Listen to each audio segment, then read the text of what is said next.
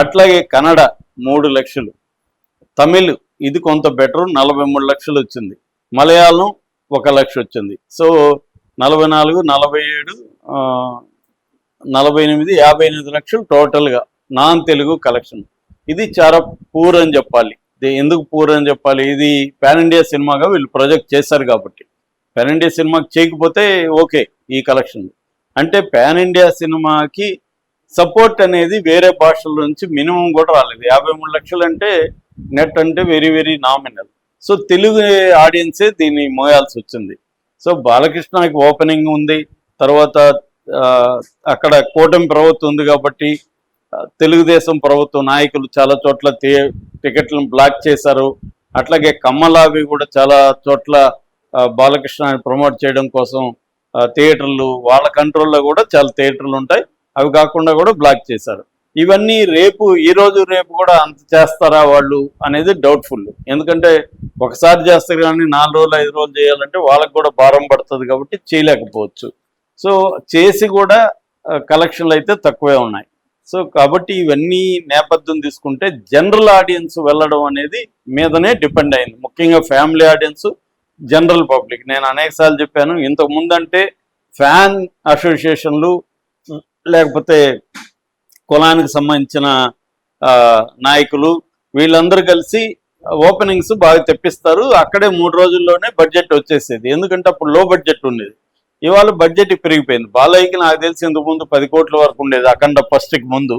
ఆ తర్వాత ఈ సినిమాకి 40 కోట్లు అంటే ఆయన కెరీర్లోనే హైయెస్ట్ రెమ్యునరేషన్. సో ఇంకా బోయపాటి. సో రెమ్యునరేషన్లకే దీనికి మేజర్ బడ్జెట్ వెళ్ళిపోతుంది.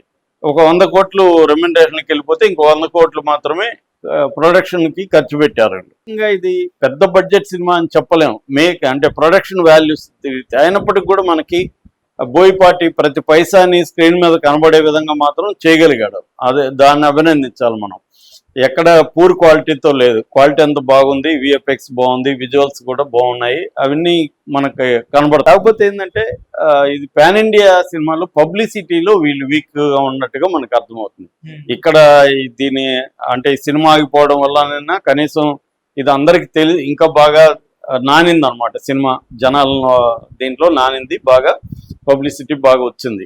కాకపోతే ఏంటంటే ఈ లోపల వచ్చిన విజువల్స్ కానీ మీమ్స్ కూడా గ్యాప్ వచ్చేసరికి మీమ్స్ కూడా నెగిటివ్ మీమ్స్, వీళ్ళ ప్రెస్ మీట్లో వీళ్ళిద్దరు మాట్లాడిన హిందీలో వీళ్ళు మాట్లాడింది అవన్నీ కూడా నెగిటివ్ ట్రెండ్ని తీసుకొచ్చాయి. సో అట్లాగే బాలయ్య దీంట్లో విజువల్స్ అంతా కూడా వైసీపీ లాంటి వాళ్ళు నెగిటివ్ ఇదిగా తీసుకొని వెళ్ళి చేశారు. ముఖ్యంగా దిష్టి తీసేది అయితే బాగా నెగిటివ్ అయింది. సినిమాలో అది ఆ కాంటెక్స్లో అదేం అంత ఆర్డ్గా లేదు, కానీ బయట విచిత్రంగా అనిపిస్తుంది జనాలకి ఆ విజువల్ మాత్రమే చూస్తే.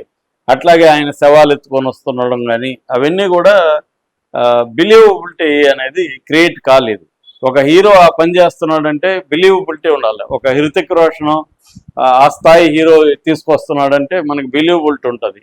బాలయ్య ఆయన 60 ఏళ్ళు దాటిన ఆయన వాకింగ్ కరెక్ట్గా లేదు, ఆయన అట్లాంటి తీసుకొస్తున్నాడంటే బిలీవబిలిటీ అనేది పోయింది అక్కడ. సో ఈ కారణాలతో మొత్తానికి పాన్ ఇండియాగా దీని ఇది లేదు. రెండోది ఏంటంటే సనాతన ధర్మము అని పెట్టింది వీళ్ళు ఎందుకు, ప్రధానంగా వీళ్ళకి మార్కెట్ కోసమే. నిజానికి తెలుగుదేశం ఎప్పుడు కూడా సెక్యులర్ పార్టీగానే దానికి ముద్ర ఉంది, కానీ తెలుగుదేశం బీజేపీ అవసరం తెలుగుదేశానికి ఏర్పడి ఇప్పుడు వాళ్ళు సెక్యులర్ దీన్ని కూడా వదిలేసి వీళ్ళు కూడా సనాతన ధర్మాన్ని ప్రమోట్ చేయడం అనేది మొదలుపెట్టారు. ఆ రకంగా బీజేపీ ఇన్ఫ్లుయెన్స్ ఈ సినిమాలో కూడా ఫుల్గా ఉంది. కానీ వీళ్ళు మొదలుపెట్టింది కమర్షియల్ యాటిట్యూడ్. వీళ్ళకేమి బాలకృష్ణకేమి సనాతన ధర్మం మీద ప్రేమ లేకపోతే ఆయన ఎవరు బోయపాటికి ప్రేమ కాదు, మార్కెట్ ఉంటుంది కదా అని పెట్టారు. కానీ అది వర్కౌట్ అవ్వలేదు. తమిళ్లో కొంతవరకు కనెక్ట్ అయ్యి తమిళ్లో కొంత డబ్బులు వచ్చాయి, కానీ హిందీ బెల్ట్ అంతా కలిసి 11 లక్షలు అంటే అది పీనట్స్ కింద లెక్కేసుకోవాలి, అవి రాలేదు. ఇక ఆక్యుపెన్సీ చూస్తే ఆంధ్రప్రదేశ్లో 56.9%, 57% అనుకోవచ్చు. 57% ఆక్యుపెన్సీ 2 స్టేట్లు కలిపి తెలుగు రాష్ట్రాల్లో. ఇది డీసెంట్ ఆక్యుపెన్సీ అని చెప్పచ్చు.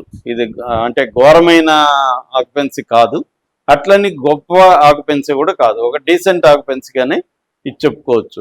ఇక తమిళనాడులో అయితే 14% ఆక్యుపెన్సీ, కన్నడలో అయితే 5% ఆక్యుపెన్సీ, కేరళలో 30% ఆక్యుపెన్సీ, హిందీలో 10% ఆక్యుపెన్సీ.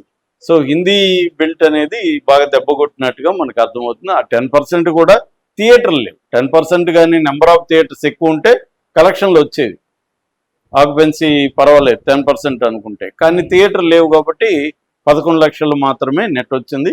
ఓవరాల్గా నెట్ అయితే 30 కోట్లు. ఇక అబ్రాడ్లో ఏమైనా అవన్నీ కలుపుకుంటే ఇంకొక 10 కోట్ల వరకు ఏమైనా వస్తుందేమో చూడాలి. అది ఈరోజు ఈవినింగ్కి మనకి క్లారిటీ వచ్చే అవకాశం ఉంది.